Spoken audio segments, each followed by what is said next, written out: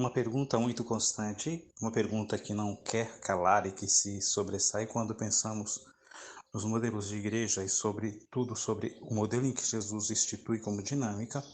A pergunta é: por que o ser mais especial da espécie da história humana, segundo a nossa fé, aquele que é a representação plena e sublime da existência de um Deus maior, Criador Todo-Poderoso, não se interessou pelo processo da massificação de seguidores?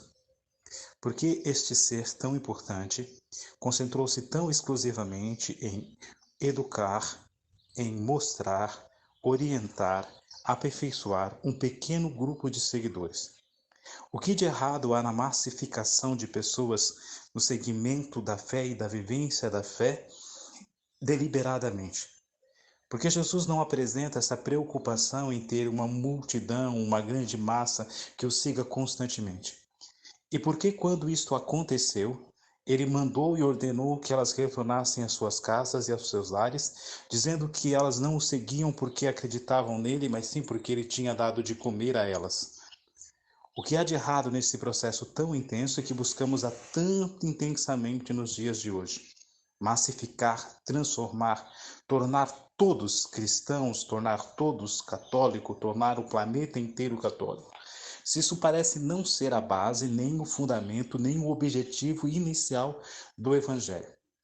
Quando Jesus, no final do capítulo do Evangelho, no final do Evangelho de Mateus, ou no final do Evangelho de Lucas, ele nos dá a missão, ele disse: ide e anunciai, pregai a boa nova a todos os povos, a todas as raças, a todas as línguas e nações.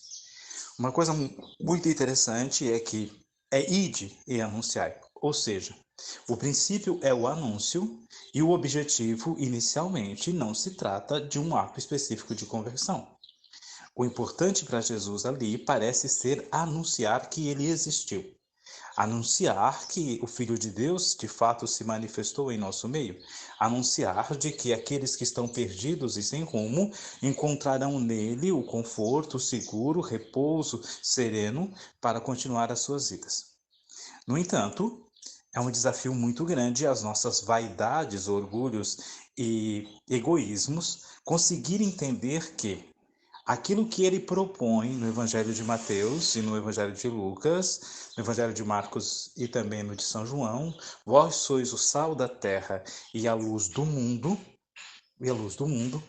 é por si só a razão primeira a qual nós somos chamados.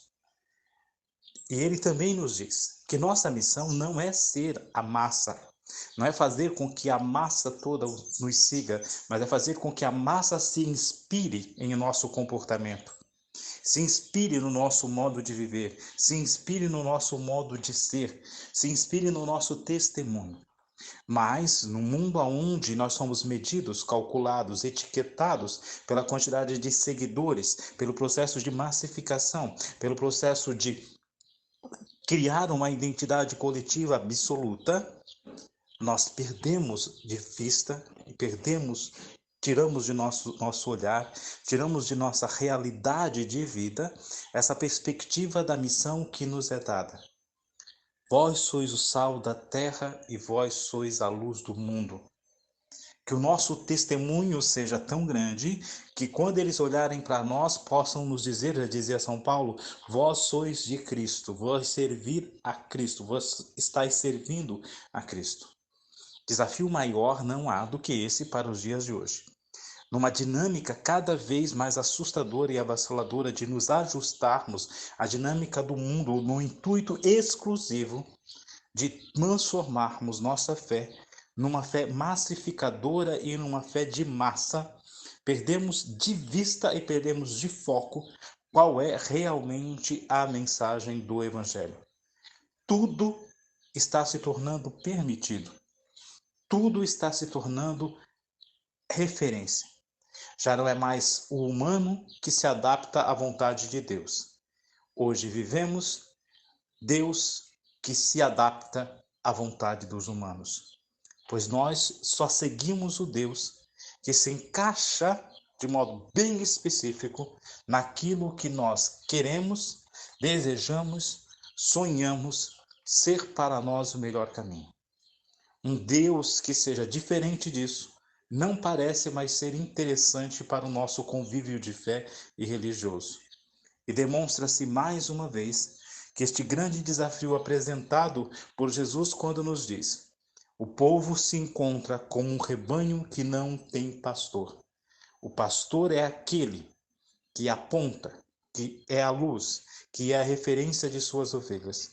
E hoje temos um modelo de fé e, por assim dizer, um modelo de igreja que não se propõe a ser pastora no sentido literal da palavra, pois cuidar de suas ovelhas muitas vezes significa fazer a tosa, muitas vezes significa tosquear a sua ovelha, cuidar dela, e tosquear nunca é um ato de carinho e de afeto, mas sim é um ato de dor, de sofrimento e de transformação.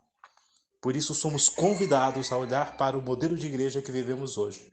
Um modelo de igreja que a cada dia mais perde sua identidade e que a cada dia mais se distancia da sua missão, com o único e exclusivo intuito de se ajustar à realidade do mundo e não de ajustar o mundo à vontade de Deus, pois o mundo deve buscar incessantemente ao Senhor, porque Ele é o princípio, o meio e o fim.